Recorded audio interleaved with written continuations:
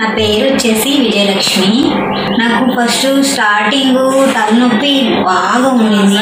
ఏ హాస్పిటల్కి వెళ్ళినా కూడా తలనొప్పి అని ఎక్కడ కూడా తగ్గలేదు. ఈ ప్రాబ్లం ఏంటో కూడా తెలియలేదు.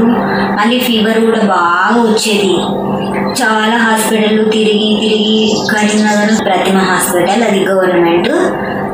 అయితే అక్కడ వాళ్ళు టెస్ట్ చేసి ఒక 10 days 20 days అక్కడ ఉంచేసుకొని ఎస్ఎల్ఈ అని తెలిసి చెప్పేసారు. తర్వాత మెడిసిన్ వాడుతూనే ఉన్నాము. అయినా కూడా వాటి వల్ల సైడ్ ఎఫెక్ట్స్ వస్తున్నాయి.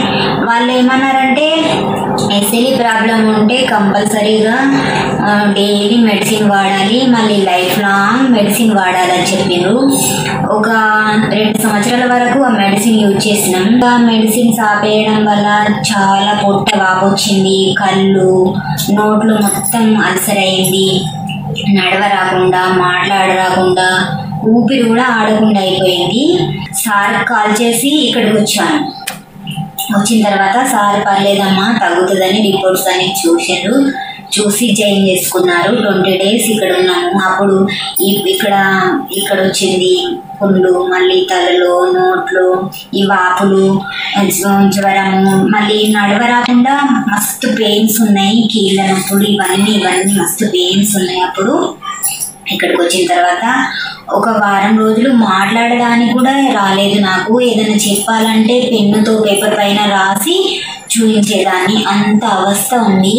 వారం రోజులు గంజి, ఈ కషాయాలు, యోగా, దీంతో వారం రోజులు. తర్వాత కొంచెం ఇడ్లీ అట్లా మెత్తగా తినొచ్చేది.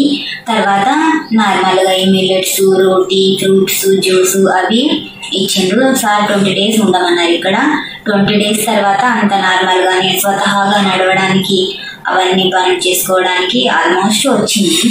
తర్వాత 20 days తర్వాత సార్ నన్ను డిశ్చార్జ్ చేసి ఏమేమి ఫుడ్ ఫాలో అవ్వాలి, ఏం తినాలి, ఎట్లా ఉండాలి, ఇంటికి వెళ్ళిన తర్వాత కూడా ఎట్లా పాటించాలని అవన్నీ చెప్పి చాలా కేర్గా ఉండాలి, కరెక్ట్గా పాటించాలి అని చెప్పారు.